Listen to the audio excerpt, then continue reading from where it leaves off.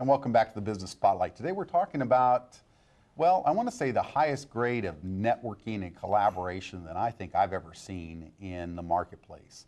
Recently, I joined this organization called CXO Collective because they were attracting, well, great people. And I love to be around folks that are really trying to make a difference in the community and in the nation.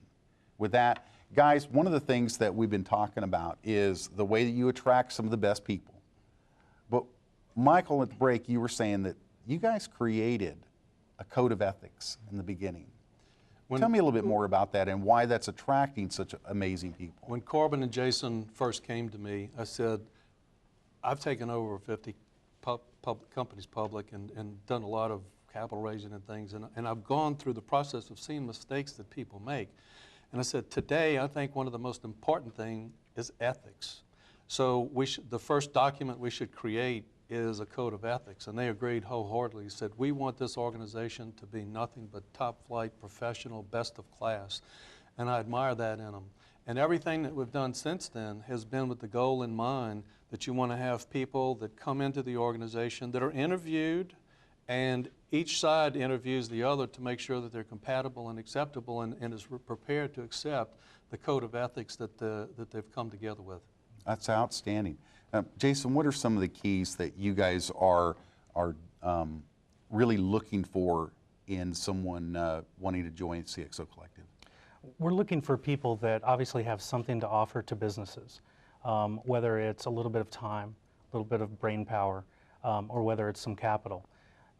As we bring people together, what we find is that the reason someone joins is not necessarily everything that they actually get out of it, right? They start seeing other ways to contribute, and that, to me, is the beauty of this.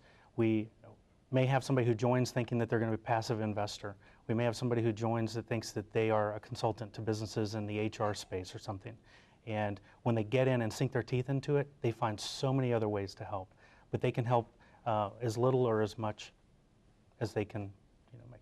That's awesome. Corbin, when you look at attracting people, one of the things that it seems is that you're really looking for people that are, I want to say givers, but it's contributors. Is that correct? Yeah, absolutely. The whole concept is about bringing what you have and collaborating with others to make everybody better. And so that giving, mentality has to be there.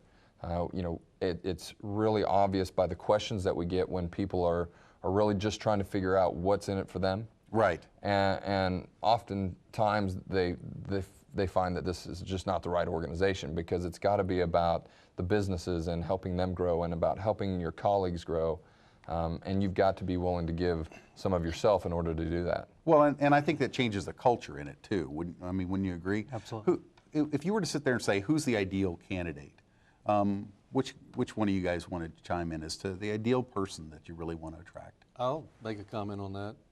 I don't think that there is an ideal person individually, because the investor that's busy in his life that has money is different than the person that has connections and knows where businesses are ready to be bought or sold, which is different from the C-level executive that wants to come in that is either still in business or maybe he's just retired and wants to contribute his talents. And each one of those types of people are different.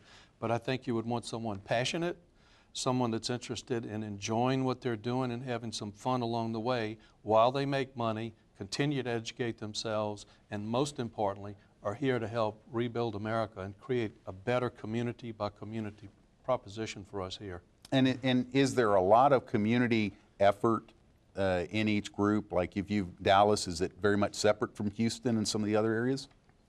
Yes, so each chapter operates as its own independent chapter, but it's part of the national organization. So a member in Dallas has access to the entire network across the country. So we have deal flow that's going cross country. We have opportunity flow going cross country. And if you're a member of CXO in Dallas, you have access to all of the other markets. So if you move, you're just a member. You show up to whatever local meeting. If you're traveling on business, and we have one of our 54 events that are scheduled between now and the end of the year, you can go to any event as a member. And people can begin the process just by going to the CXO Collective website. And what's that again? CXOcollective.com/DoerTV. Now, are they going to, if they get there and they've got some deals to look at, what should they do?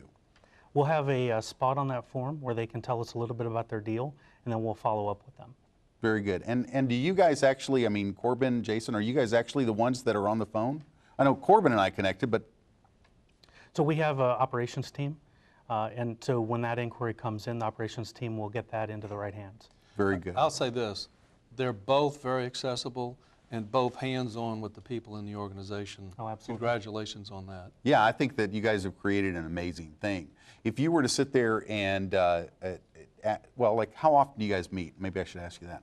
How often do we meet? So in each local market, we'll meet about once a month, and we'll do two types of meetings. There will be a members-only meeting, and then there will be like a recruiting meeting for new people.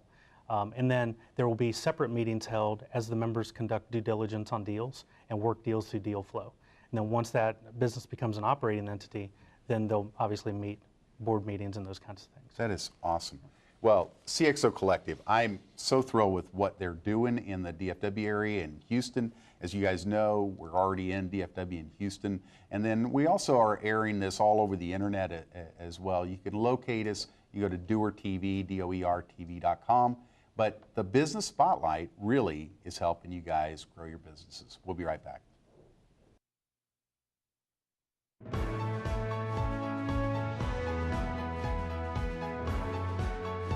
You can become a published author. Discover a system that will lead you from idea to having your book on the bookshelves.